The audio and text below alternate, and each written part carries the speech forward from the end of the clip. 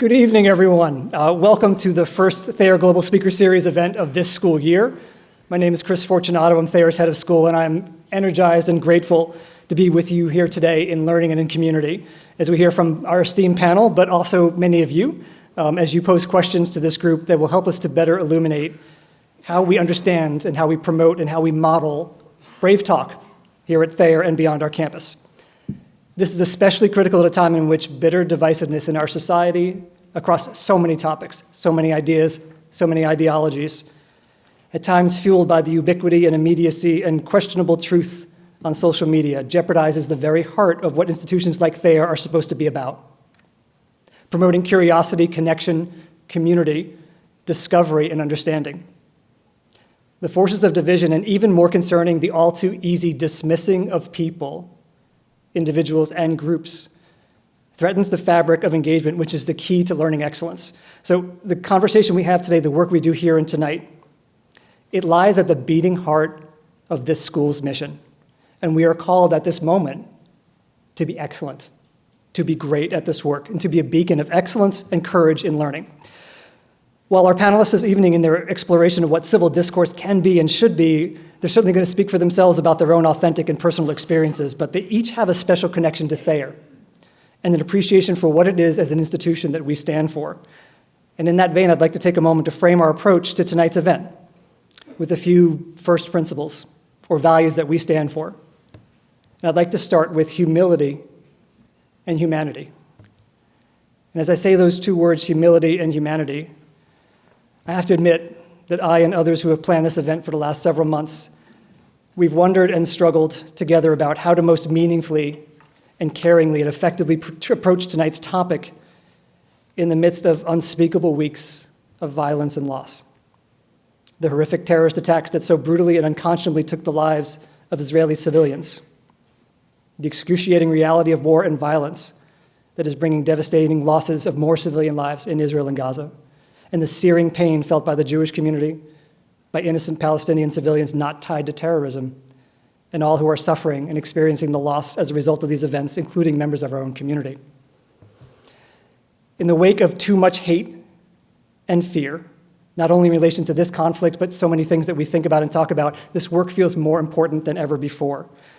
And I want to again ground our engagement tonight in these first principles of humility and humanity. I began a conversation last year with our trustees, administrators, faculty, and staff about the critical need for us to model and teach our students how to engage in dialogue in ways that are true to who they are and what they believe in ways that honor the dignity and humanity of all who are involved, and seek to understand even in moments when we feel deeply in disagreement and emotionally in disagreement. So I also want to tell you first and foremost why we're doing this. Why are we focusing on these priorities as a school? First, on a global level, in the wake of so many incredible opportunities, whether it's how to leverage artificial intelligence or other new technologies, and in the wake of so many seemingly intractable problems in our country and in the world, climate change, poverty, food insecurity, the adolescent and young adult mental health crisis, our future depends on our human and humane solutions that are only going to happen when people come together.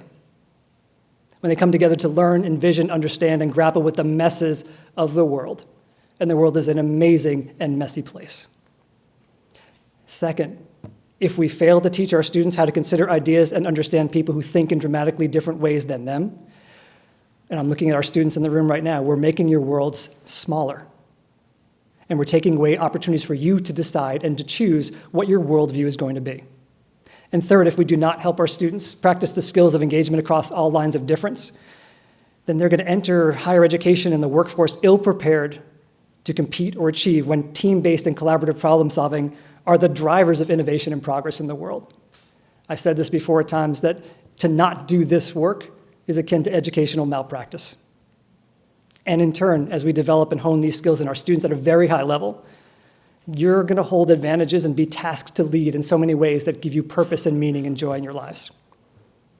I feel compelled to share a few things as well with you this evening as we reaffirm this commitment to those skills. The first is this: institutions, schools in particular, teachers and students, are in the crosshairs of culture wars, ideological conflicts, and competing agendas, so much so that many, too many, educators, schools are disengaging from the work of teaching our students about the multiplicity of experiences and viewpoints that are out there. And students are growing more silent and at times stepping away from hard but important discussions, or stepping away from conflict and authentic relationship building out of fear of saying the wrong thing, of being targeted with labels that shut down learning. You may know some of them. You're too woke. You're too ignorant. You're immoral. And seemingly more often than ever before, you're disgusting. That knee-jerk reaction to label people and attack people, including children, jeopardizes everything that great schools are about and what we were founded to do. So we need to affirm and protect environments in which all of us can learn, all of us can make mistakes, say the wrong thing, but be held accountable for it, grow, ask for forgiveness, extend grace, stay true to who we are, be open to changing our minds, see things we didn't even know, be emotional and be respectful, step away from the table, but come back to the table, and in which where we do not devalue one another, even if we can't see eye to eye. So as I said, this is messy and complex work in which there are many opinions on how to do it right, and there are too many instances of doing it badly. It's hard work, but if I may say so myself, we're Thayer Academy, and we can do hard things. It's what the best schools must do for students to become truly known, meaningfully connected, and fully prepared to engage with not just their community, but all communities. So that's what Thayer is committed to doing, not just tonight, but beyond this. Tonight's one manifestation of what we're going to be doing to amplify this commitment so that our students can better understand the world and better understand and develop their own opinions. Before I introduce our panelists, let me conclude by saying great education is about shining light, not hiding in darkness. It's about taking smart risks and learning from mistakes, and most of all, it's about fostering relationships through respectful dialogue. Those relationships that I think people in this community can attest to, those are the game-changing, life-changing gold of this place for our students. And the way for Thayer to be the best at this work, is for us to do it together. With the engagement of our students, our teachers, our staff, our parents and guardians, our families, trustees, alums, visiting scholars, and more. So today is not just an affirmation of the work for all of you who are here and those who will eventually see this on video. It's an invitation to join us in this work because we are unstoppable as a community when we leverage the full talents and abilities of this team, of the entire community. Again, it will be thoughtful work. It'll be imperfect. There will be times when it's messy. There will be times when we may feel like we're at odds with each other. There will be times when mistakes will happen. But our students and their learning and the success that we want them to have, it's worth every moment. And so I look forward to all that we can do together with humility and humanity so that Thayer may lead. We're tasked to lead and to help develop the next generation of leaders. You may be thinking by now, wow, Fortunato's really on his soapbox. I am. It makes me feel taller. And I want everybody to see who we are, what we stand for, and what we're doing here to not only make this community, but the world a better place. So to help us do this today, I'm thrilled and grateful to welcome tonight our panelists, Andrew Card, Michael Curry, Liz Tarlow, and our moderator and scholar in residence, Timothy McCarthy. Quick bios. Mr. Card is the second longest tenured White House Chief of Staff, having served in that job under President George W. Bush from January of 2001 until April 2006. In that role, he coordinated the priorities of the administration and following the terrorist attacks of September 11, 2001, led the government-wide reorganization to allocate resources to deal with the aftermath of 9/11 and respond to the new terrorist environment and climate. His distinguished career includes serving in senior government roles under 3 presidents, and just as distinguished of a role is that of being grandfather to 2 Thayer students. Mr. Curry is the president and CEO of the Massachusetts League of Community Health Centers and the immediate past president of the Boston branch of the NAACP, an organization that he's provided service to for over 25 years at the city, state, and national levels. His career as an attorney has spanned more than 30 years focusing on civil rights advocacy, health reform, and health equity. He served as co-chair of the Massachusetts Health Equity Task Force, which sought to address the health disparities realized and magnified by the COVID-19 pandemic. And he is also a Thayer trustee, and most importantly, a current Thayer parent. Dr. Tarlow has had an extensive career in academia and academic administration in the field of Soviet and Russian studies, including 20 years as executive director of the Davis Center for Russian and Eurasian Studies at Harvard. Since 2012, she has been committed to full-time service in the nonprofit sector, playing a particular focus on higher education and the arts. She has supported organizations through her role as a board member, including Tufts University, the Museum of Fine Arts in Boston, where she served as the chair, and Harvard's Davis Center. In 2019, she received the Woman of Valor Award from the Anti-Defamation League and is a proud member of the Thayer class of 1966. Dr. McCarthy is an award-winning scholar with a joint faculty appointment. Well, look at that. Okay. Look at the things that interrupt your flow. Dr. McCarthy is an award-winning scholar with a joint faculty appointment at Harvard's Graduate School of Education and John F. Kennedy School of Government, and a resident scholar here at Thayer focusing on leadership, communication, and human rights. He's an author and frequent media commentator, the Stanley Patterson Professor of American History, and academic co-director of the Boston Clementi Course, a free college humanities course for lower-income adults in Dorchester. In 2015, he was a co-recipient of the National Humanities Medal from President Barack Obama and is a proud uncle to a Thayer upper school student.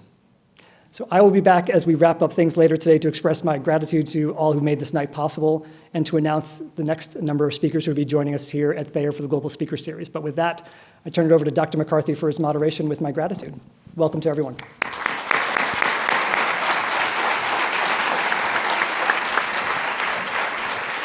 Thank you, Chris. Appreciate it. Hello, everyone. Good evening. Oh, come on now. Hello, everyone. Good evening. Yes, that's more like it. So I wanted to launch in. Hello, folks. Great to see you. We've been Zooming it up for the last couple of weeks, and now we're here in person. It's nice to be with you. I wanted to start sort of where Chris left off, which is for each of you to tell us a little bit about what your connection is to this school and why you were so eager to be here tonight to have this conversation. Andy.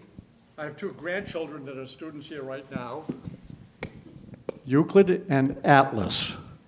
Atlas is a young lady, and she is strong. Euclid is a young man, and he's really good at math. So,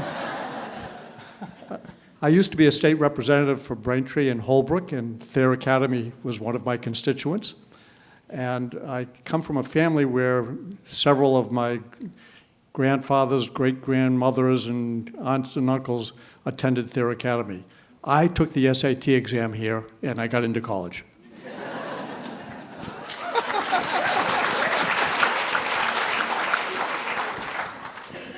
Liz, how about you? You just talk into it. No. Hello? Yep.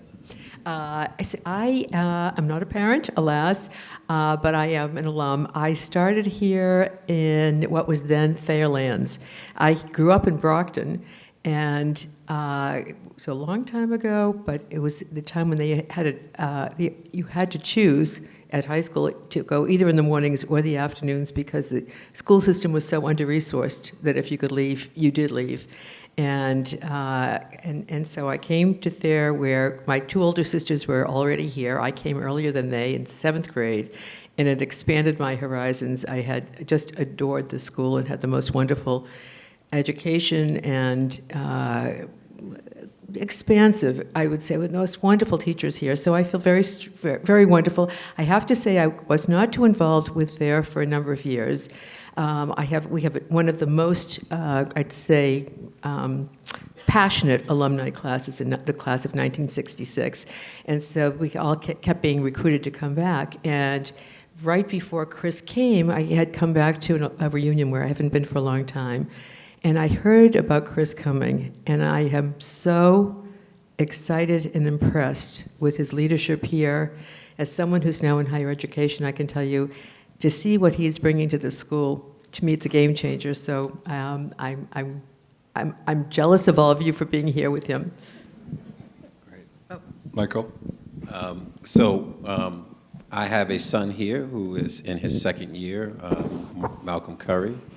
And we visited many schools. And I remember when we had done our tour of schools and our visits, and I had known many people that went to Thayer and graduated, and they're all doing well. They're good friends of mine.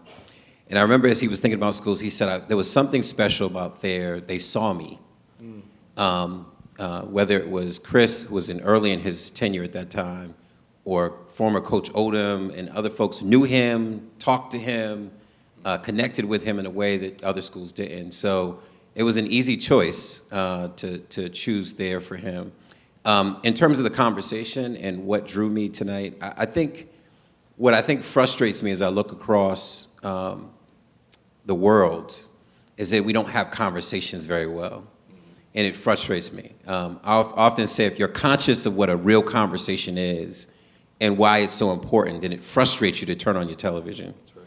And like you, I do commentary on the news, so I have to watch a lot of news to make sure that I'm aware of these conversations, but I'm frustrated. I'm frustrated, and I think, quite frankly, what we're seeing in that part of the world with Israel and Palestine, with Gaza, quite frankly, we could see across this globe, because the conversations are breaking down, and it concerns me.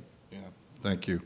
I should just note that I am also connected to the school as a scholar in residence, but most excitedly, my niece Malia Green just started her first year in the upper school, and I'm thrilled to be here. I'm not a P, I'm a U, and I don't even know what year she's going to graduate. I don't even want to calculate that because that makes me feel very old, but I'm very proud nonetheless. So let's start, Michael. I'll go in reverse order this time. I'd love it if we could try to get some kind of a working definition, or at least a sense of how each of you think about or define the term civil discourse. Yeah, I think it's funny because I think if you've seen one definition or heard one definition, you've heard one definition, that we tend to think of it differently. The way I view it is the ability to have conversations, and particularly difficult conversations, and do it in a way that doesn't mean you don't get angry, doesn't mean you don't get frustrated, doesn't mean that you don't walk away that at some point if you need to take a break from the conversation, but it's always civil. And I think sometimes people want to sanitize the conversation, say, you can't be angry. There's too many contentious issues in society. Of course, people are bringing their emotions. I use race as an example, that if you're dealing with someone who's never really tapped into the injustices and equities in society, and all of a sudden they're aware of it in a classroom, they may get emotional about it, or women's issues, or poverty issues, or name whatever that issue is, and emotion comes with those conversations. Can we navigate that, right? Can we respect it? Can we navigate it and still keep on a course to trying to have some shared understanding, even if we don't agree in the end, about our positions? I think, quite frankly, civil discourse is really just the ability to stand in and have a conversation even when it's difficult. Good. That was a pretty fulsome definition. Hard to add to that one. I'll add some tidbits. I think what I would just add to it is that a very important part of it is listening and hearing, truly, because so much conversation that is not civil is just shouting at each other and giving your points of view. So it's really about being with one or many other people with differing points of view on a topic that has to do with some common good, some common benefit. And it's all for the purpose of enhancing perception and understanding and being open-minded and being open to the possibility that you might change your opinion. I grew up in a family where politics was not a dirty word. It was a noble calling. And my grandmother had a huge influence on my life. She had a connection to Thayer Academy. And she said the most important word in the Constitution was the first word, we. When she said that to me, she said, when I was your age, the we didn't apply to me because women didn't have the right to vote. She was born in 1894, and she would encourage us at the dining room table to actually talk about what was in the newspaper that day. Inevitably, almost every conversation turned into something that was political about the school committee in Holbrook, or the selectmen, or the town meeting, or highway department, or what was going on Beacon Hill, or Capitol Hill, or in the White House. And she asked us to pay attention, but she also would ask us our opinion. And she did not like it if we all agreed. She said, democracy is not that easy. So the word that I'd like you to remember is pluralism. I wake up in the morning and I'm really arrogant. I know what exactly I'm going to do today. And I suspect other people wake up with the same feeling, and I have to be careful I don't bully my way into the day, that I have the courage to recognize somebody else has another opinion and another mission and another goal today, and I should know about it. So I would say pluralism is having a view and recognizing that other people may have different views, and you should respect that. Pluralism is actually the juice of democracy. If everybody agreed all the time in a democracy, the truth is it's an autocracy. So you're supposed to have different views, express them.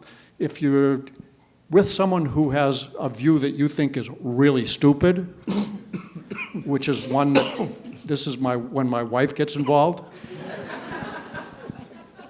and she says, "How did you come up with that? That is very interesting." And I find that almost always works. So pluralism doesn't mean that you have to come in with your view and be right. You can come in and be wrong, but you should come in with an expectation that you should be able to defend what you're saying and invite others to teach you where you may be wrong. So my final comment about my grandmother, she had 2 rules that I think they stayed with me forever. I'm an old man, 76, really old. Her first one was, taste your words before you spit them out. Today it's probably lick your thumbs before you tweet them out. But I think we're Xing them out now. We're not.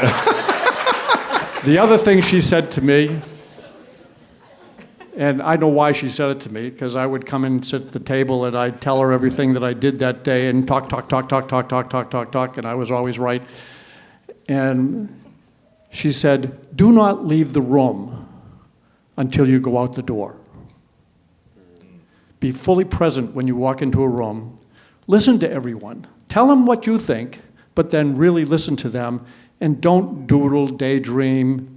Be there for the entire conversation, and you'll walk out smarter than when you walked in.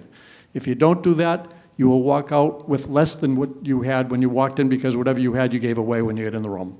So today we need to recognize the digital communication is so fast and so emotional that we get stuck on stupid pretty quickly. And I would encourage you to taste your words before you spit them out, or lick your thumbs before you tweet them out. And I would also ask you to question that which you just read from someone else before you agree with it. And maybe our civil discourse would be elevated so that it was not emotionally driven. I appreciate, actually, the fact that you invoked your grandmother, because so often I teach a course on brave communication at Harvard, and one of the things that we talk about all the time that comes up over and over and over again is how our families and the dynamics within our families have shaped how we communicate and how we don't. And it's funny you said, politics was a noble calling. We used to joke in my family that, you're not supposed to talk about politics or religion at the dinner table, and that's all we talked about. We actually talked about sports a lot too, but I'm a New Yorker, and to keep the discourse civil tonight, I'm not going to tell you who my favorite baseball and football teams are.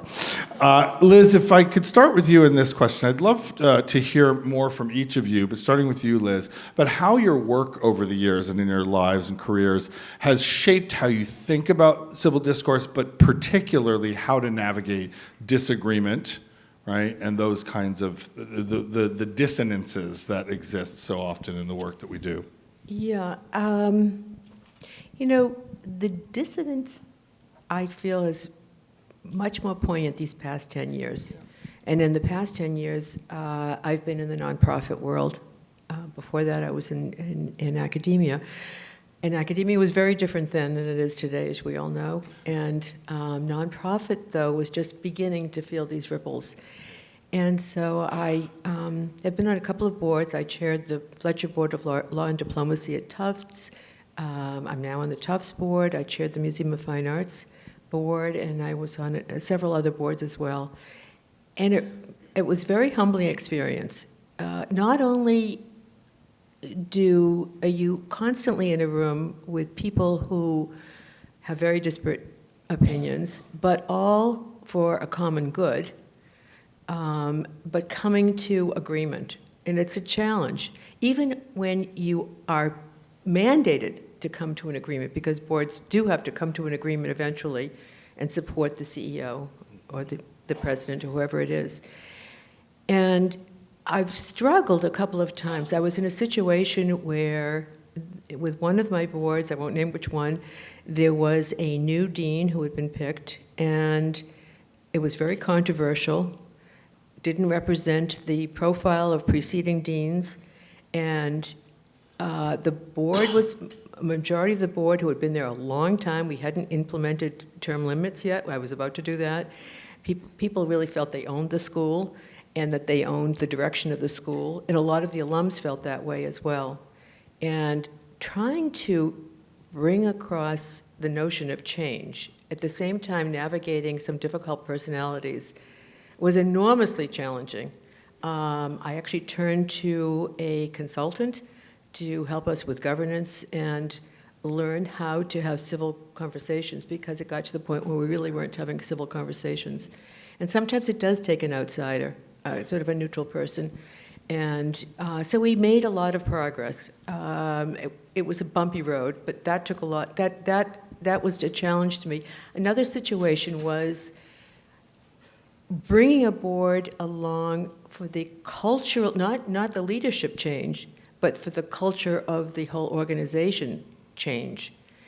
When you'll find that if you do join certain organizations, and in many ways in clubs that you're in, they've gone a certain way, a certain point, and someone who wants to change is both brave and courageous and often very innovative and creative, but it's threatening.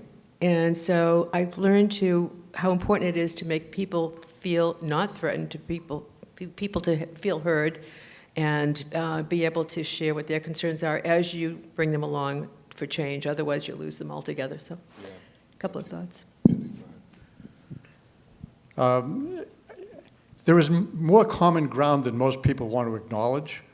So I think if you're in an argument with someone, you should actually try to acknowledge common ground or search for it, and then build from there. So I'll tell you one true story. I was Chief of Staff to President George W. Bush, and his #1 priority was education reform. And Ted Kennedy, the senator from Massachusetts, was the chairman of the relevant committee that had to get the bill passed through the Senate. And he also cared deeply about education, very deeply.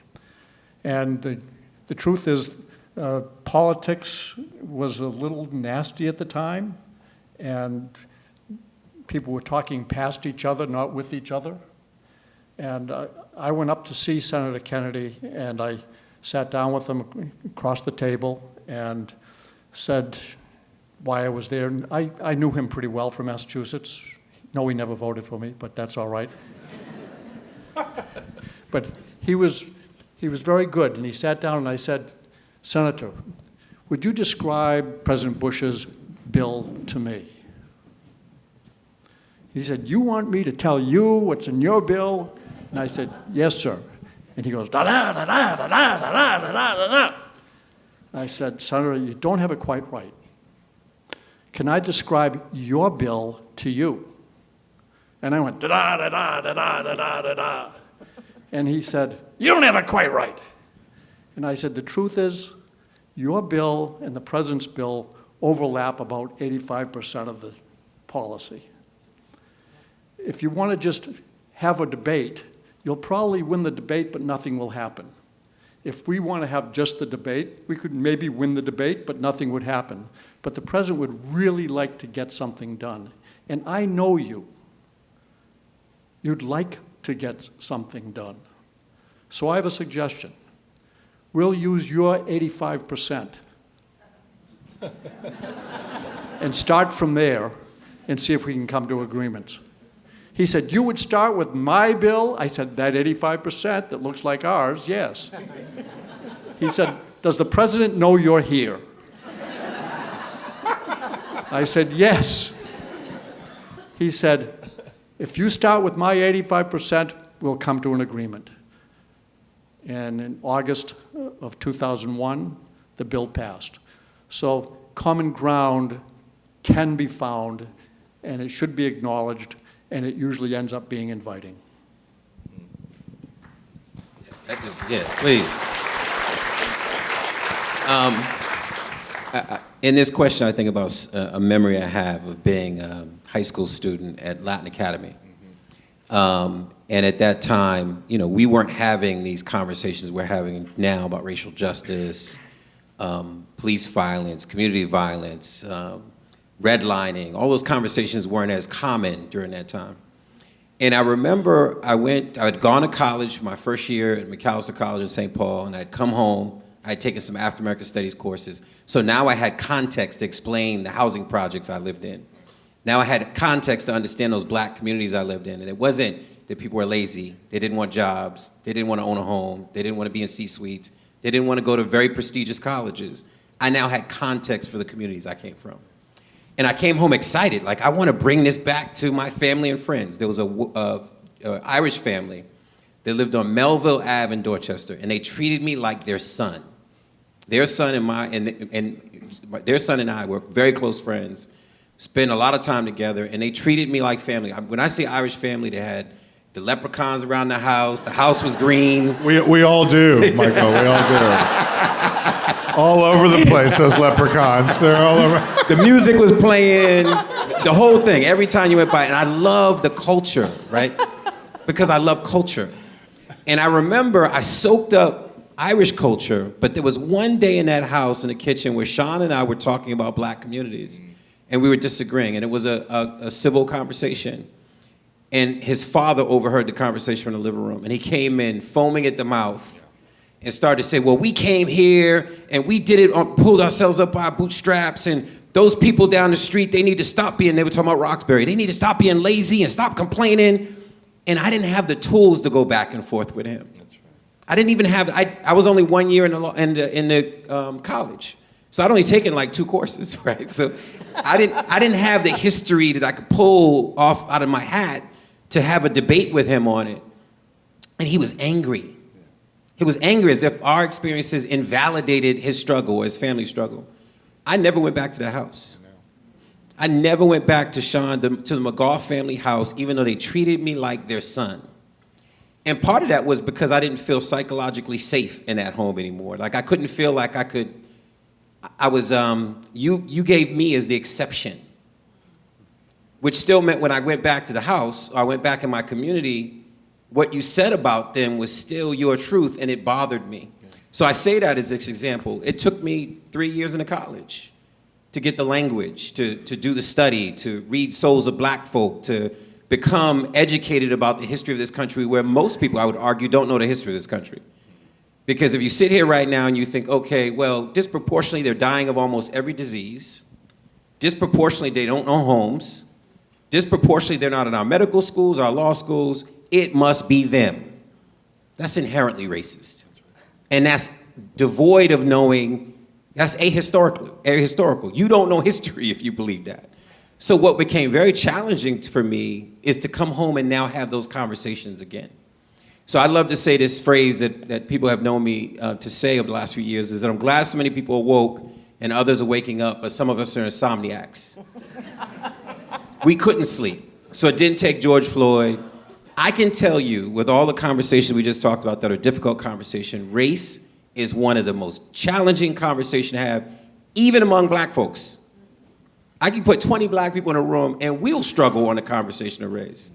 So what I found very difficult in my life is, one is I have to, almost like I would argue some people bring scripture, is I have to understand that everybody didn't read what I read.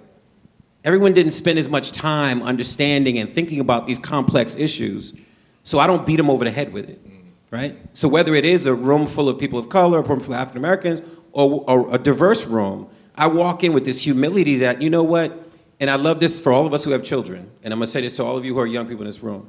If you have children, you learn something about kids. I can tell you something right now, and you will disagree with me to your last breath, and then I'll hear you telling a friend exactly what I told you. So I gotta be patient enough in the discourse to say, I'll wait on it, right? I'm gonna make my points. I don't have to win the day. I'm gonna make my points, I'm going to be as persuasive as I can to make my point. And to Andy's point, I'm going to learn because I may not be communicating it well or I may not be right. And then let that seed, take, and usually the conversation comes back around. When I tell you now, all these years later, to have people come back to me that I had really tough conversations with 20, 30 years later and say, Michael, way before George Floyd, you were saying this. You told me to read that book. You told me to have these conversations. Is humbling. And it took patience. Yeah. Patience with myself, because I didn't have the tools at one time, and then patience with other people. Yeah. I love that. I love what you were just talking in terms of parents or elders in communities, right? And I also think teachers are in those roles too. So often teachers will plant a seed or they'll say something and students are like, come on now, right? And then, then you go to college or graduate school or you get out in the world and you become a parent or a teacher yourself and then all of a sudden you're like, wait, I learned that thing back in the day. In fact, in the build up to this, when we started having these conversations, I think I told you this, I got back in touch with my high school American history teacher, and I'm a historian, my PhD's in history, and I had an amazing high school American history teacher, AP American history, and he was brilliant, and he got the New York Times. And I would get out of my homeroom and go to his homeroom every day, all junior year and all senior year, and we would read the op-ed, the opinion page of the New York Times together, and he would wait for me to read things, and I'd light up. He's like, "What's floating your boat today?" And it was some op-ed, and it spoke to me. And he said, "Why does it speak to you?" And I said, "Well, here it is." And then he'd take the other side every morning for 2 years, and I loved this guy, and he was such a jerk sometimes. George Sengenberg. He's 93, and I wrote to him recently, and I said, I'm a better teacher now because you were a great teacher when I needed one, And then when we get into it, we started talking, and I was like, what are your politics? And he's like, oh, I've been following you ever since high school. All the stuff you write, all the lectures you give, the stuff on TV. And he said, we're aligned on most things. But I never would have known that then, right? And that kind of teachers have that role to play too. And there's some very special teachers at this place. If I can, I'll add one additional story. So when I was president of NAACP in Boston, I hired every summer, which no branch in the country did this, we hired 30 to 40 young people for 8 weeks to do civil rights work. And they got paid more than minimum wage at the time.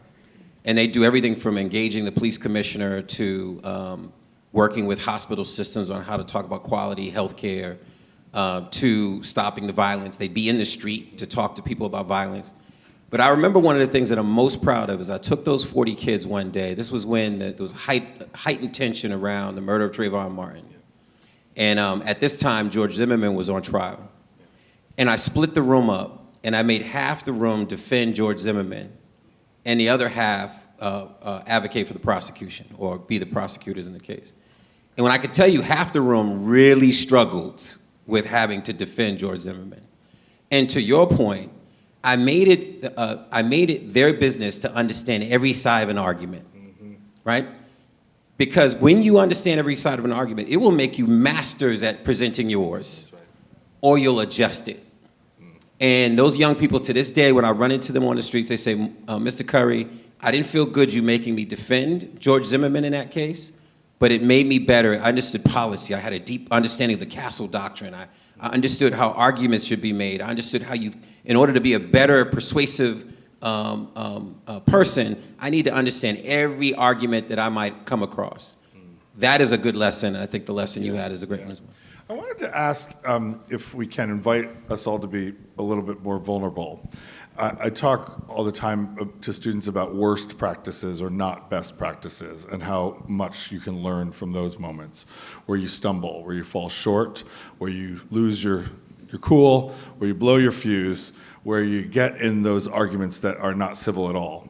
And so I'd love and of course there are best practices. You've already named some of the things that you've done in those situations that have worked out. But I'd love for us to, on stage here, to talk about those moments that were not great, that did not go well. And if you were to have a do-over for that moment, what would you do over?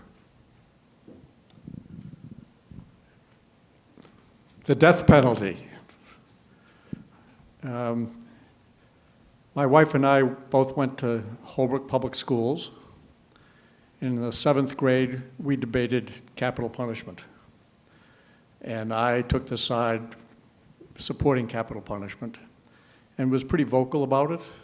I did my homework. She did more homework. And I felt that I won the debate. Deep down, I know she won the debate. When I was a state legislator, and by the way, an elected official represents everyone in the district, not just the people that voted for them, not just the people who registered to vote, not just the people who have citizenship. They represent everybody in the district. So remember that when you're challenging your legislators or your congressman or whatever. But when I was in the legislature, I was on a committee that dealt with our prison system. And I remember I was a rookie legislator. There weren't many Republicans in the Massachusetts House. There aren't many Republicans in the Massachusetts House today. But I was invited to go defend a capital punishment view and participate in a debate with a state senator. And Channel 5, I think, or Channel 4 covered it, part of it. And I was all excited the first time anybody paid attention to me. Whoa, I get to go. The debate took place at Walpole Prison. And the audience was lifers. And it was I did a good job kind of as an engineer, thinking he could be a lawyer, laying out my case. But the emotional arguments were not with me at all. And logic probably wasn't with me as much as my engineering mind told me it should have been. In that debate, I did argue for capital punishment. And I said, I had all these caveats. It should be truly premeditated murder. It can't be a crime of passion. I don't like it when it's someone who was the driver of the car, but the one inside the liquor store was the one that pulled the trigger. So I had all of these caveats. Oh, I wouldn't do it with this, wouldn't do it with that. And I remember when it was the audience's turn to make comments. And remember, the audience was lifers. A fellow got up and said, so you would have me put to death? And I said, I don't know why you're here. I don't know anything about your circumstances. He said, I murdered my wife. And I thought about it for months. And I did it. And I said, well, then my logic, premeditated, planned, executed, yes, I would support capital punishment. And he said, thank you for having the courage to say that. Nobody else has done that with me. I was still very uncomfortable. Then there was a young man, and I said, what are you here for?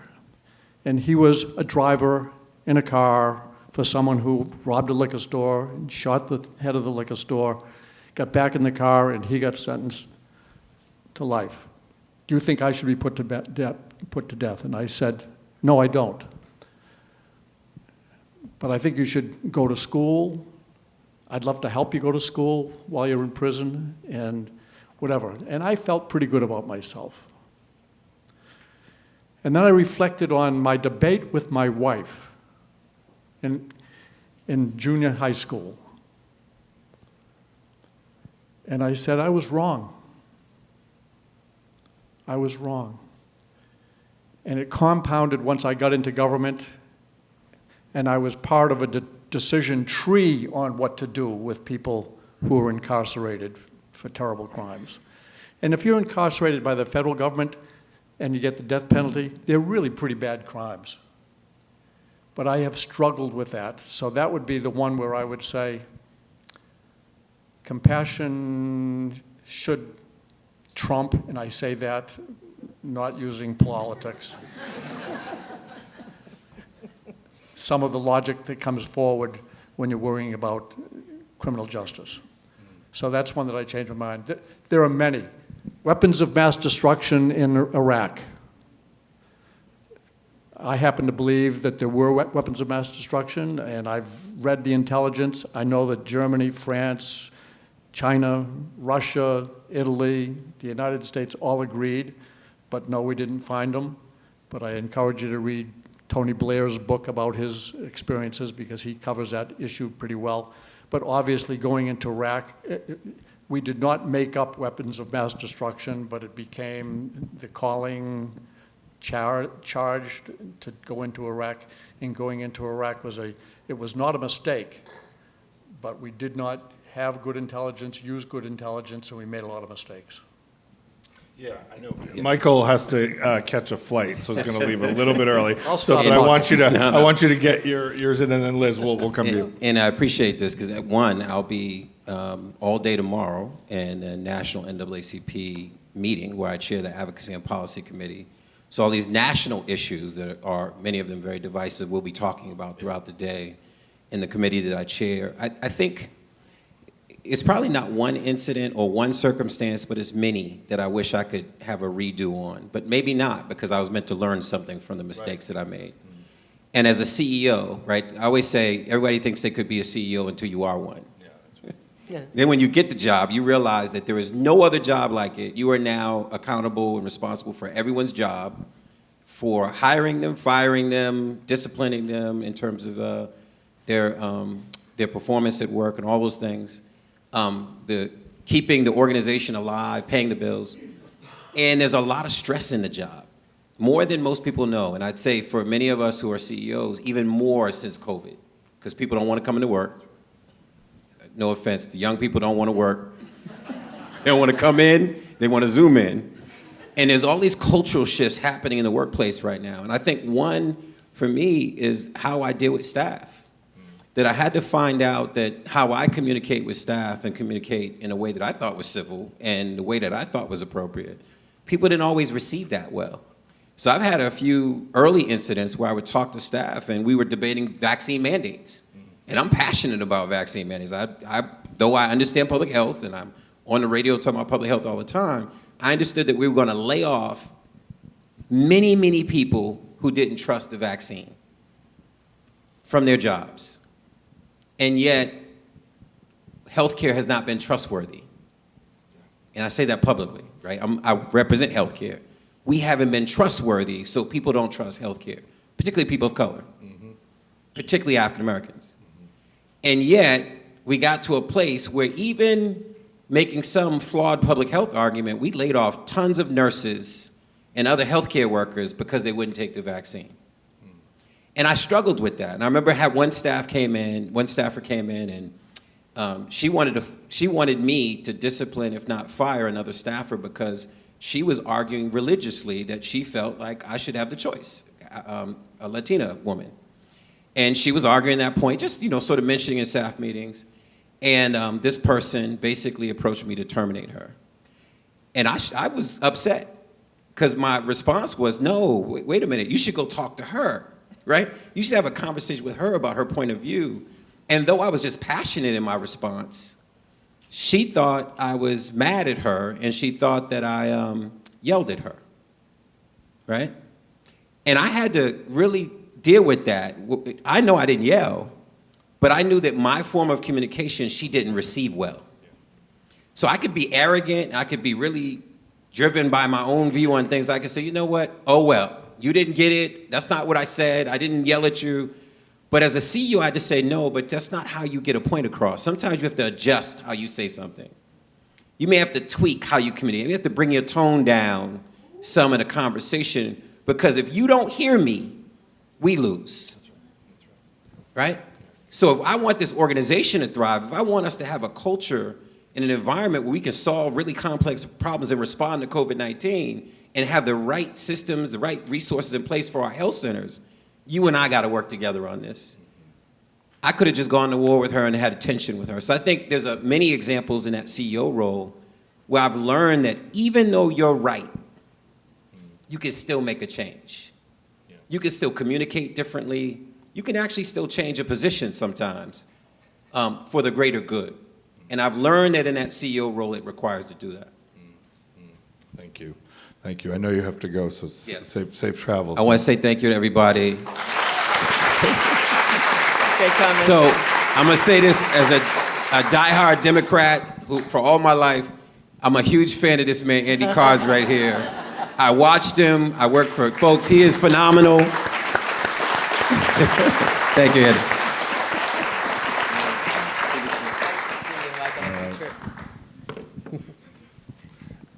And thank you very much. Hey, great to see you. All right, take care. Liz. These are pretty emotional stories, so I'm digging deep because this is not what I expected to talk about, but I'm inspired to talk about it. This, I feel, was a real shortcoming of my own. I am your typical white, very, I wouldn't say entitled, because I don't see myself as entitled, but certainly comfortable person in life, and never envisioned that I would ever not understand what racism was. And so while we were all going through Black Lives Matter and George Floyd, I was desperate to really understand what was going on. And the more I read, of course, the more I understood that I was a racist. And I was constantly trying to have conversations with my mostly white people on boards until we managed to make some changes there. And at one of the schools where I was, the board got wind that the school, which is very international, and we all assumed had no issues of racism, never had heard of anything, got whiff of the notion that there were some real issues going on. So I invited 4 students to come and speak to the board. And in retrospect, I feel, I'm thinking how badly I handled it, because we were all so shocked by what we heard. And there are 4 students representing 4 different minorities, and these are graduate students, and they took on the board and they talked about how bad their experiences were at the school, how many micro and macro aggressions there were, and how they felt. And they looked around the board that was primarily white, and what is this board doing? And it was painful listening to the stories. It was hard to believe that this was going on. And then we opened it up to questions, and I envisioned everyone would be very sympathetic to these stories, but no. There are many people who were so shocked and disbelieving that they tried to disprove what these students were saying, and it was a debacle. It was just, I just felt so terrible about the whole thing. And although I tried, I certainly, from my point of view, was so appreciative of their sharing their stories, but I felt that they felt that they had been abandoned and somehow betrayed. They hadn't really been prepared, and I hadn't been prepared, and I hadn't prepared the board. So they left, and afterwards I heard that, how badly they felt about it, and I felt absolutely devastated, and reached out to each one of them and had lunch with them, and really sought to hear more and commit to some change. But it's messy. It's hard and it's messy, and I realized that getting all the sides together, this whole business, what we heard from Michael, it's tough stuff. We've got such a long way to go. And even when you think you're doing the right things, and even when you think that you're having, biased training and getting people on board with themselves and acknowledging what their own biases are, it's not a straight path, and it takes a long time, and it takes so many different areas of integration and understanding and listening where other people are coming from. And I'll just add one little comment. I got a call from an Israeli student yesterday, a graduate student, who was in a WhatsApp chat with her class of 100 people.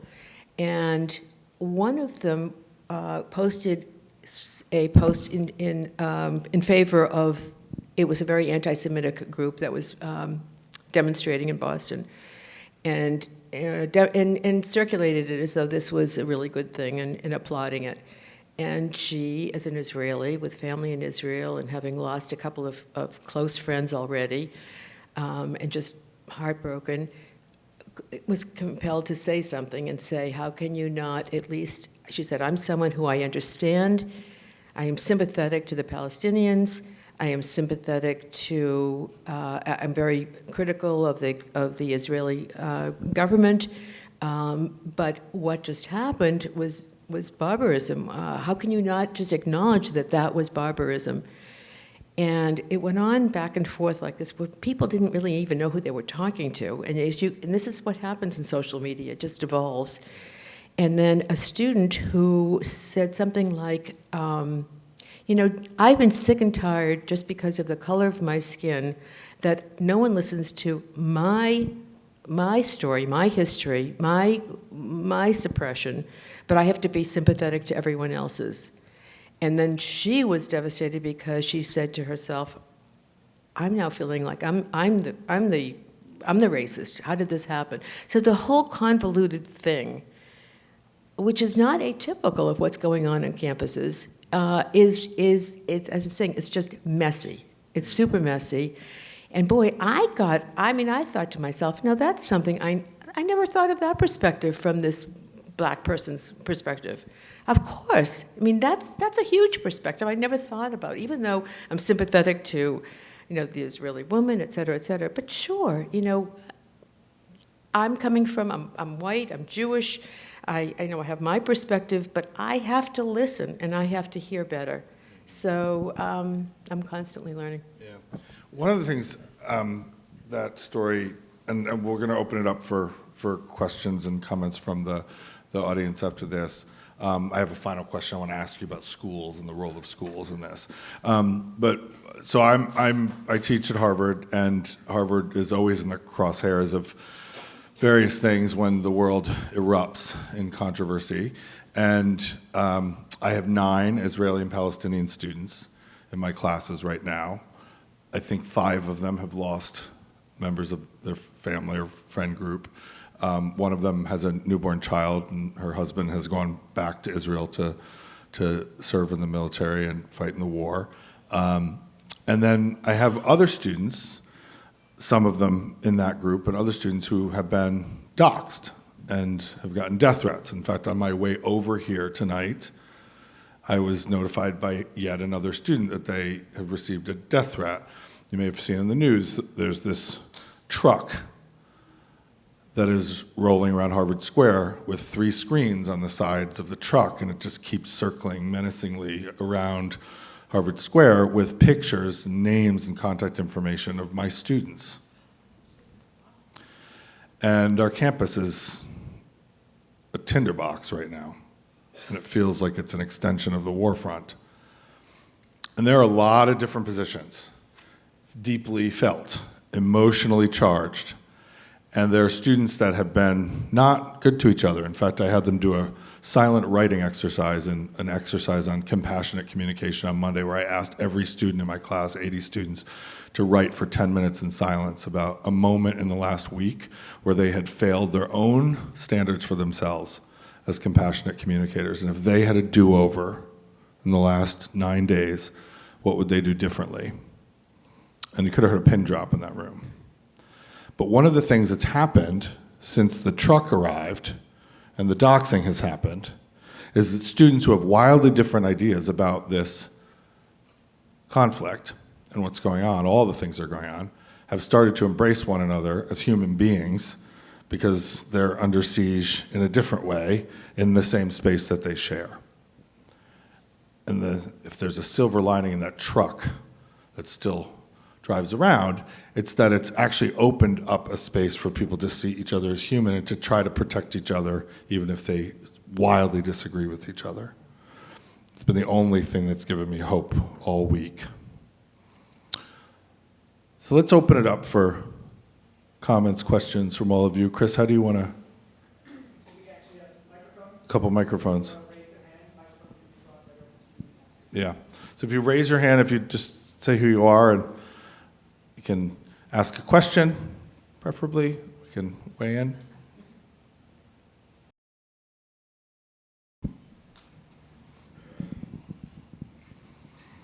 And tell us who you are once you get the microphone. Thank you. Hi, I'm Austin Archibald. I'm a freshman at Thayer. I was just wondering, this is a question for Mr. Card. What advice would you give to a young person who strives to one day work on Capitol Hill? Study chaos theory.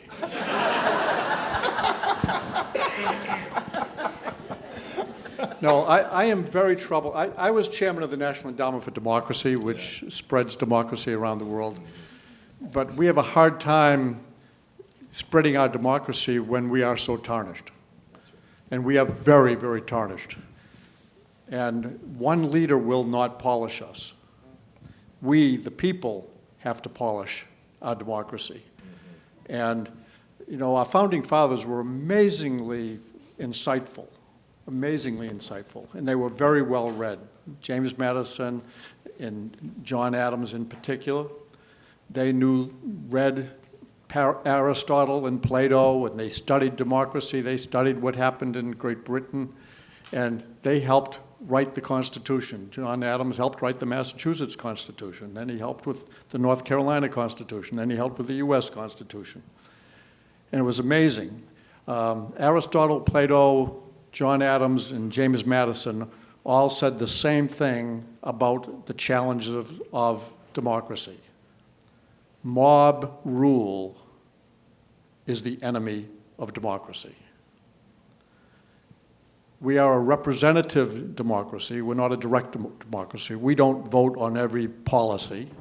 We elect people who, in theory, represent us and pass bills.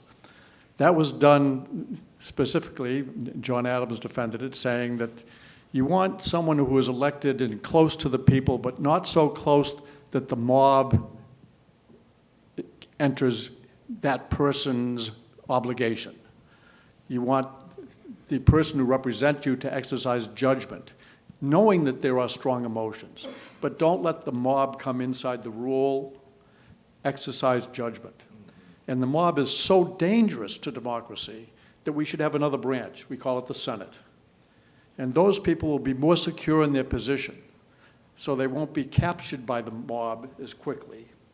They should exercise judgment and wisdom. And then you'll always need a president or a governor. Don't give them the purse strings. You just want them strings. You want them to have to come to Congress to get the money, and they're the ones that will implement it, because you won't be implementing anything if you're a representative or a senator. It's implemented by somebody else. So they talked about that, but the biggest threat was the mob. Unfortunately, your little electronic device now is part of the mob. And unfortunately, members of Congress carry those devices inside the chamber. And the mob is in the rule right now. So they deny logic, they deny common sense, and they don't have any wisdom. So all of us have got to, I think, find a way not to succumb to the mob. It's okay that people do get together and express themselves and do it with lots of people. That's all right. But you don't want the decisions in government to be made purely on emotion, because there are consequences to those who implement the policy, and those consequences create unintended consequences to the greater public. And the toughest job in policy making is anticipating unintended consequences. So many policies have been defined by an unintended consequence when the original motive of the policy was quite noble, but the implementation of the policy created unintended consequences that defined the policy. And so I would plead with you, yes, you're lucky. You get zeros and ones going on that little device like crazy. They come in, you can't see them come in, but they land in your device, and you read them, and you get addicted to them. Have the courage to question them every once in a while, or maybe even turn the device off and listen for about 3 or 4 hours rather than just read. And don't bring the mob into the rule with you. Exercise your own judgment. Find wisdom. Seek it out. Pay attention to it. And have the courage to change your view. I hope that didn't dim your dreams so much that now you're going to want to become an engineer instead. Artificial intelligence will end up being very good, but you're better. Right, okay. Better. Good. Excellent. Awesome. Other comments here? It can replace me, but it can't replace you. Yeah, right, exactly. I'm going to let you all run the mics because it's hard to see. Oh, Hi. Hi. My name is Yasmin. I'm a senior here at Thayer. And in the beginning, we talked a little bit about, you talked a little bit about civil discourse and, the importance of communicating effectively. Where do you think, or how do you think accountability is best fit into civil discourse without really disrupting people or, making them... I'm a student leader here at Thayer, so I lead a lot of group discussions and often act as a facilitator for race-based discussions. And how do you think, I guess, is the best way to promote accountability without shutting down a person completely?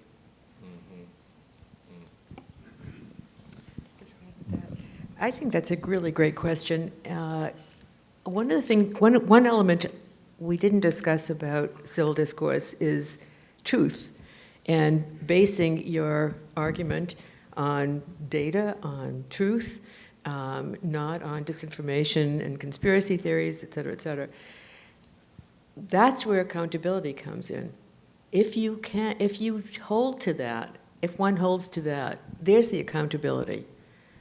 You've done your work, you've done your research, you can stand on that argument. Doesn't mean that someone will necessarily agree with it, but there it is. If you go into a conversation just thinking that I have the right of free speech and can say whatever I want with no responsibility, there's no accountability. I would add a couple things to that. One is that I think it's important to state explicitly the sort of rules of engagement as you're going along, even if they get revised in the moment, right? If someone is coming at someone, right, with fire, and there's a way that we can, if we're experiencing that, we're getting it directed at us, we can say, hey, let's take a beat for a second, right? I'm gonna listen to you, but I also wanna know that you're gonna listen to me, and we're gonna listen to each other. And we're gonna try to figure out where we're coming from on this. That's not easy to do, and it's much harder to do on social media and in chat groups. This week I'm exhausted. I've spent so much time this week trying to prevent my campus from exploding, and many of us have. And one of the things that has come up over and over and over again, I would say 80% of the things that my students are reporting to me that is awry, going wrong, terribly off kilter, originates in something someone posted to social media. Not ChatGPT, that's a whole other conversation. I just got my midterm papers, I'll have to deal with that next week. But the WhatsApp, right, and these, Slack and these kinds of things. And I would say to that point, don't just get off them, but get off them and come together and talk about this in person, right? You're out of school, it's not hard to find each other. Right? Don't squirrel away in the library doing WhatsApp and DMs and all this stuff. Go take a walk.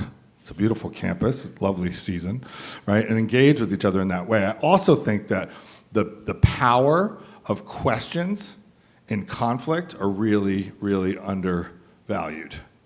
That if we're having a conflict, if I can ask you, where does that come from? Why do you believe that? Right? And you ask me the same thing. Even if we disagree with each other, we've discovered something more about each other and the origin of what we're fighting about. But if we don't ask any questions, which is also a sign of curiosity, right, we close ourselves off to that additional information that could potentially open up some common ground, right? I say to my students all the time, if you're fighting with each other, at least you know you care about something. A lot of people don't care. I would rather go sit with people who are in a fired up conversation, because at least I know they're alive, right? And so I think there's a world in which I flipped that switch a long time ago. When people start to get fiery with me, I'm sort of like, okay, yeah. I mean, I was an athlete, so I kind of like that anyway. And I grew up in my family, so we are who we are. But that kind of questioning, where are you coming from? Why do you believe that? What about this? right? Those kinds of things can help to gain more information and open up possibility. I would say try to find some kind of common ground on contested terrain, even if the only common ground you have is that you both care enough to fight. Other questions? I'm Matt Fortunato. I'm a sophomore here at Thayer. I have a question on when you really believe someone's opinion could be harmful to you or the people around you that you really care about. How do you take that moment to have a civil discussion, take that step back, and not throw your ideas or your knowledge in their face? How do you disengage? It's a great question.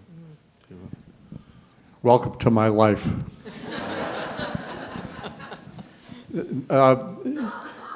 It's critically important to listen to people who really don't agree with you. But it's also important that you make sure they're not autocratic in how they are listening to you. And in politics, I worry that we're creeping towards autocracy rather than democracy. And we tend to respect the things that autocrats end up having, and we say, I'd like some of that. No, you wouldn't. You don't want to live in an autocracy. And democracies that are failing around the world are the ones that are turning into autocracies.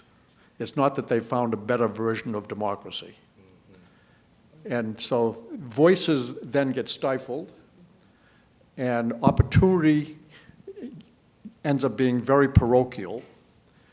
Friends are successful, distant relatives aren't, and the common person doesn't even get a chance to advance. So I think we're at a critical time in our own democracy that we avoid being autocratic in how we think. And you wouldn't use that term, so it's not like you're saying, I'm going to be an autocrat today, but you're going to be pretty confident that you're right, and you're going to impose it on someone when you really want to invite it and see what happens with the invitation. And that you want a more common ground and recognize that we are all in this together. Again, that word in the Constitution haunts me. We, it's our government. It's our government. If it's not working well, it's our fault. And we've got to register to vote. We've got to go vote. You've got to run for office. You've got to serve on the planning board or the school committee. You've just got to get engaged and invite others to be engaged. Democracy is fabulous. It creates opportunities. I'm a schmuck from Holbrook. No matter which side of town you come into Holbrook on, you're coming in from the wrong side. But I've had an unbelievable experience traveling the world and being with presidents and prime ministers and kings and queens and popes. Just unbelievable. But it's because I became part of the we and answered the invitation that our Constitution gives us. The Constitution doesn't require anyone who doesn't take the oath. And it's a great document because we've got all these privileges and rights, and we just got them because we're here. And then one of those things is you can be part of government. You can register to vote. You can run for office. You can answer the invitation. Say, yes, I'm going to do it. And you make a difference. And to me, that's the solution. And please don't be trapped into thinking that autocracy is what you want. There was a poll out today, brand new poll. I can't remember if Gallup, I think Gallup was a Gallup poll. A third of the US population now would like to have another form of democracy.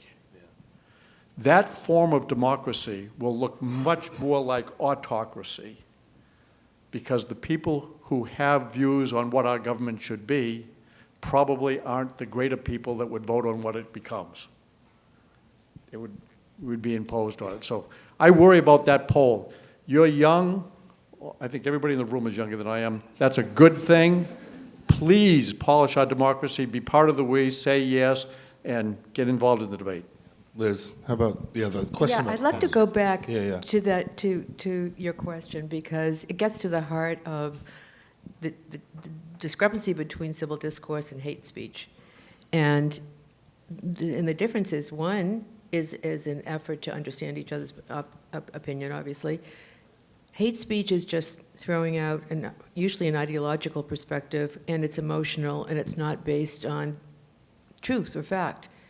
I personally draw a line. I think we all do. Unfortunately, we're all too much in unison here, so we're not a good example of democracy, but you can't really debate hate. What you can do is say, I would like to engage in that conversation, but let's stick to the facts, and let's put something down that we can really talk about. Otherwise, and I think that's what's so great about what's going on here at school, and that's what your headmaster is doing. Head of school now? Head of school. No, headmaster. Teaching you how to have conversations with each other about difficult subjects and listening to each other, and not just going from some emotional, ideological, nasty place. Yeah. You should listen to your head of school.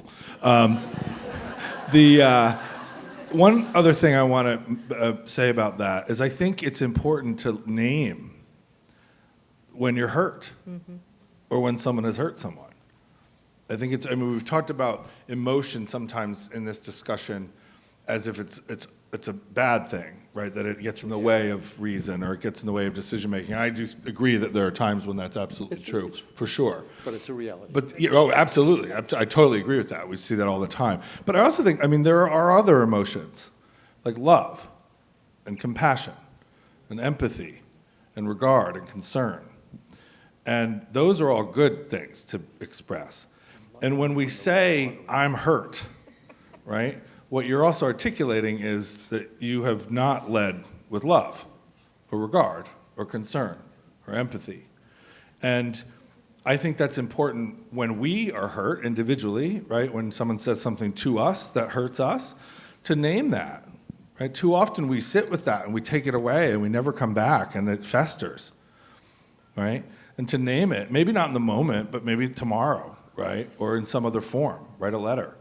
And the other thing too, and this is something that I was talking to some of your teachers about today, is the way that we have the responsibility, and this gets back to the we and how we build communities and sustain communities, is how do we stand up and say, you've hurt my friend, or you've hurt my teammate, you've hurt my brother, whatever.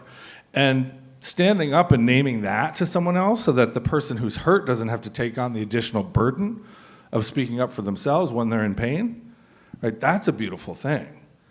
And that's not good communication, right? That's community building, and it's also having each other's back, which is the opposite of being at war.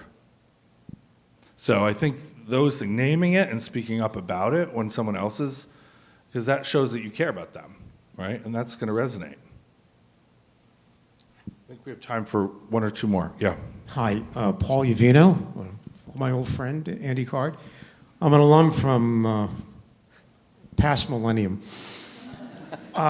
You all touched on it, and I just want to bring it back to family, because you all touched on that, and an awareness that I had. I think I was probably a freshman here.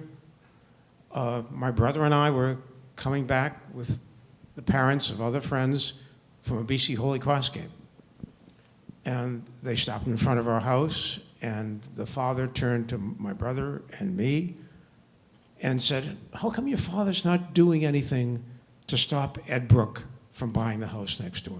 Now, for those who don't know, Ed Brooke was the former senator of Massachusetts and the first black senator from Massachusetts, and he had just started his campaign, his political career. He was maybe running for Secretary of State, long story. That's right. So I went into the house, and you'd have to know my dad. First generation, he was a doctor, and didn't discriminate against anybody. So I told Dad, so-and-so said, how come you're not doing anything to stop Ed Brooke from moving next door? And he said, I'd be very proud if he moved next door. So you learn at the dining room table, you learn within the family surrounding. And I think I've carried that with me. It was an awareness I probably didn't have, 13, 14 years old, that there was a difference, but there really wasn't. And a consideration that he made me aware. So I think a lot of our awareness starts within that tight family circle. Michael talked about it in sadly a negative way. Not that I didn't hear some of the things that he heard from friends of my parents. But I could put him in perspective just because of what my dad said to me when I was 14 years old. Yeah. Thank you. Family is really, really important. The community of Thayer is very, very important. And the relationship with the faculty, the relationship with the administrators, the relationship with each other. And you are so blessed to be involved with Thayer Academy. And so you should celebrate that and be contagious in kind of having confidence, but have it covered with more compassion and search for opportunities to gain empathy everywhere you are. Can I use that as a segue to a last question? Because I know Chris has something he wants to say at the end. And to that point about Thayer Academy, and this is its own family, this is its own community here, and it's a complex one, like all schools are. But I wanted to ask each of you if you would just sort of weigh in a bit about what a school like this, what special role a school like this, or any school, has to play in cultivating the skills it takes and the temperament that we need to bring to this work of civil discourse in the midst of division and disagreement and even growing disgust. What should schools be doing, and what can they do? I'll say, I don't know that you can do this now. This is what I would love that you could do, and it was referenced earlier. When I went to school, you were assigned a position to debate. You didn't pick it. It wasn't what you wanted to do necessarily. You were assigned a position, and you had to debate it. And you had to learn how to debate, and the faculty would kind of be the judge and say, oh, you won the debate, or the audience would say, you won the debate. But you were assigned a position to debate. And frequently, that assignment caused you to learn something that you didn't know, or a perspective that you hadn't previously understood. It made you smarter. It gave you a little bit of empathy. Today, I'm afraid if that happens, someone will be filming you as you're debating, and it'll be out on Twitter or Facebook or something else, and you will forever own whatever position you took, even though that was an assigned position. Mm-hmm. So this comes back to, you've got to exercise judgment as to whether or not you want to express yourself on something that you were asked to do, but is very controversial in how you do it. And I feel bad that you will miss that opportunity. But I also want you to be careful not to have it. Because when you apply for a job or for college, they're going to look at your social media. And if they see you defended something that is completely outrageous, and even if you did it at the instruction of the faculty member, you will own those words. I can't tell you how sad it was to see interns come to work at the White House, and when we would do their background check, and it wasn't a background check so that they could work at the CIA or something like that, but we had to check them out, and how many times social media became the reason they couldn't take an opportunity to work there, just because they were having fun and they did something on Twitter or something. So that and admissions too in places. Admissions, yeah. So anyway, that's a challenge I still use an abacus. And for the young people in the room, you're going to have to look that up on your phone later.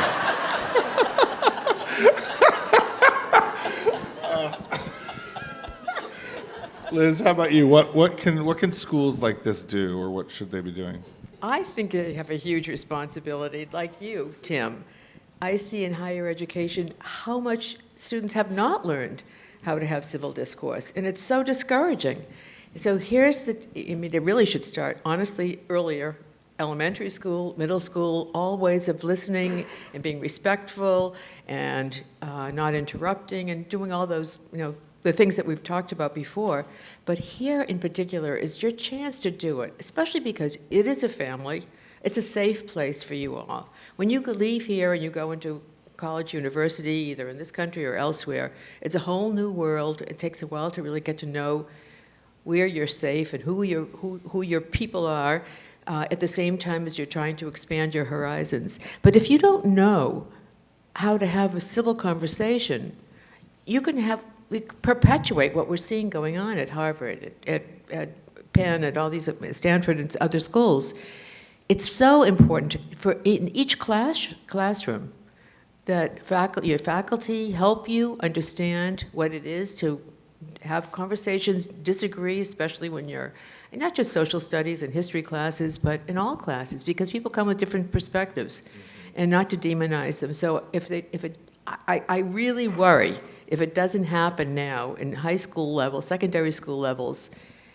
This is just going to continue to devolve at the university, and students are spending way too much time throwing these terrible hate comments to each other and being polarized, and not just getting on with learning and truth and the pursuit of all those good things that you need to have to be better citizens. So yeah, it's about citizenship and developing it here. Yeah. And here's a chance. One other thing that I want to say about schools, and Chris, I'm passing it over to you after this, is that schools are unique because they are intergenerational places. By definition and design, schools are intergenerational places. There are young people, there are older people, there are people all the way in between. There's parents and families that interact with the school in various ways. And that is an opportunity. It's also a potential set of challenges, especially when people disagree and have different ways of thinking about things. But from my perspective, one of the things that I'm learning is that, and that I get frustrated with sometimes, is that there are a lot of adults who talk about, the kids, and a lot of people have a lot of opinions about what's happening at Harvard right now. And none of them are helpful to those of us who are there. And with all due respect to the people who have all their feelings about a place they've never been. And I think, that's me being very civil. But I think there's a world where the adults in the communities, teachers, administrators, parents, can learn from young people and how they're communicating and how they're not. But there are things that my students are doing that are so much better and more effective than what I do and what our faculty does at faculty meetings, right? And not always. Sometimes the students are a mess too, and that's where we have to step in and model something that's better so they see that, because you can't become it until you see it. But the vision goes both ways. And I think that one of the challenges for schools is that all the adults have to begin to model this kind of behavior more effectively. And it's hard work, and some of us are not equipped to do it. We have not gotten those skills either, right? And young people may not have them because they're starting out. And so this is an opportunity for all of us to figure out how we communicate with each other on things that matter. Not frivolous things that we disagree with, but things that matter, that are about substance, that are about how we live together and don't, how we share resources or don't, what kind of world we want to build or not. And those things are worth arguing about, but they're also worth arguing about together and figuring it out together, and all of us have to step up, all of us. One thing I always say is that there's always room for improvement as long as you're still on this side of the grass. Thank you, Liz, and Andy, and Michael. I want to add one thing. The president addressed the nation tonight. Yeah. We're on stage, so I don't know what he said, but there aren't that many presidential addresses given at night. Yeah. I encourage you all to pay attention to what was said, maybe watch it or read the transcript, and please recognize the president is carrying an unbelievable burden right now. And he doesn't have easy decisions, and other players don't have good motives. Thank you.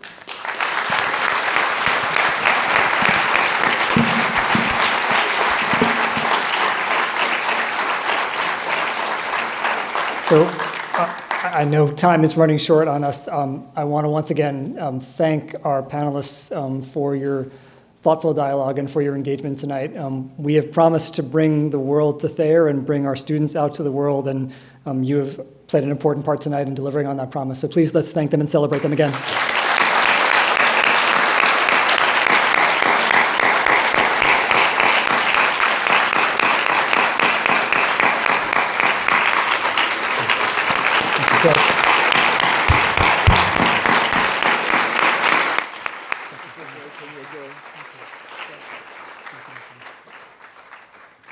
Please take your seats for a moment as we finish up. I want to thank a number of people who've played such an important role in making this evening happen. First, for their generous support, Michael and Holly Joe, who've supported this evening and the work that the school will continue to do around civil discourse. Thank you so much for your support. Peter Brooks, Jane McCarthy, Samantha Carr, Dan Alosa, Diane Haig, the entire communications team. There's a lot of work that goes into making these things happen. We've been gifted the opportunities to have this stage put together by Landry and Arcari Rugs and Carpeting, Almquist Flowerland. Been very generous to us to make sure this event feels the way we want it to feel. I'm also excited to announce that we have more events coming up for our Global Speaker Series. I'm going to share with you a couple of them right now, and more will be happening throughout the course of the year. So on October 30th, not far from now at 10:45 a.m., so during the upper school meeting, but will be also live streamed, our next Global Speaker Series will be a talk by economist and author and previous Republican candidate for the U.S. Senate from New Hampshire, Vikram Mashramani. The event's going to be again live streamed, and it's entitled Think for Yourself, Restoring Common Sense in an Age of Experts in Artificial Intelligence, which is also the title of his recent book.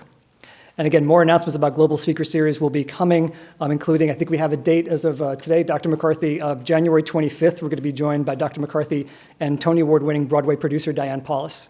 We'll be talking about her experience on this stage as well. So I am so grateful to be part of this community for all the engagement and support that you have given us tonight. Have a wonderful rest of your evening, safe travels, and we hope to again to see you soon. Thank you.